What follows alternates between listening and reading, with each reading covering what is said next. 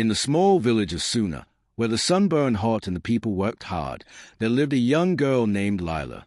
She was an orphan. Her parents had died when she was just a baby, and since then, she had been passed from house to house, never staying in one place for long. The villagers didn't like her much. They called her the cursed child because strange things happened around her. If she was sad, the sky would darken. If she laughed, flowers would bloom at her feet. But the people of Suna feared magic, so they made sure Lila knew she was unwanted.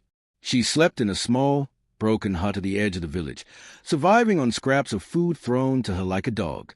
The only friend she had was an old, one-eyed goat named Mosi, who followed her everywhere.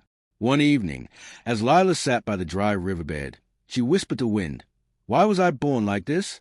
Why does everyone hate me?"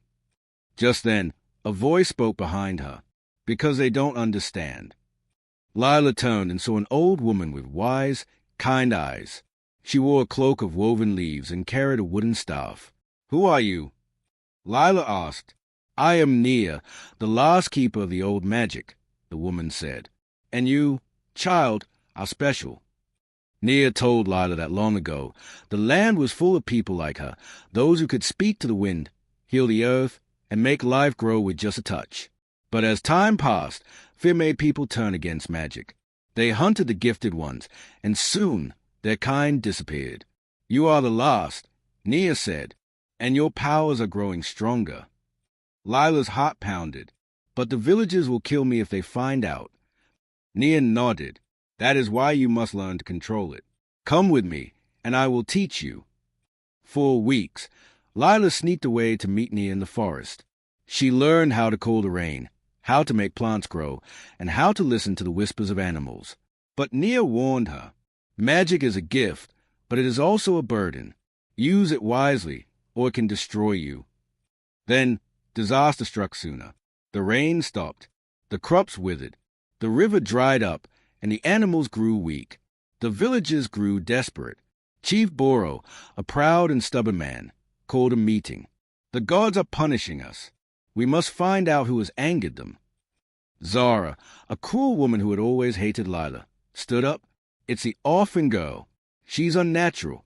She talks to the wind and makes flowers grow in the dust. She's the reason the rains won't come." The villagers, hungry and afraid, agreed. They grabbed Lila, tied her hands, and dragged her to the sacred tree at the village center. "We will sacrifice her to the gods," Boro declared. Lila's heart raced. She looked around for Nia, but the old woman was nowhere. She was alone. As the villagers raised their spears, Lila closed her eyes and whispered, "Please, help me." A deep rumble shook the earth. The ropes around her wrists snapped like twigs. Vines burst from the ground, wrapping around the villagers' feet. The sky turned black, and thunder roared. Lila's eyes glowed like fire.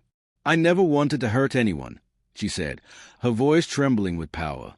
"But you hurt me every day, and now you blame me for your suffering." She raised her hands, and rain poured from the sky.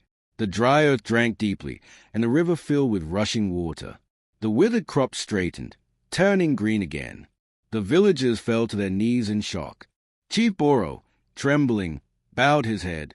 "We were wrong. Lila, please, forgive us." Lila looked at them, the same people who had starved her, mocked her, and tried to kill her. She could have punished them.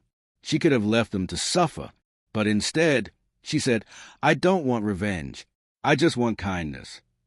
From that day on, everything changed. The villagers built her a real home. They shared their food with her. They listened when she spoke. Nia returned, smiling. "You have done well, child. Now, you must teach them." And so, Lila became the village's protector. When sickness came, she healed it. When the land suffered, she revived it. And when children were born with gifts like Hayes, she taught them to use their magic wisely. Years passed, and Lila grew old. On the day she died, the whole village mourned. But as they buried her under the sacred tree, something miraculous happened. Flowers bloomed all around her grave, even in the dry season. And sometimes, when the wind blows just right, the people of Suna swear they can still hear her humming.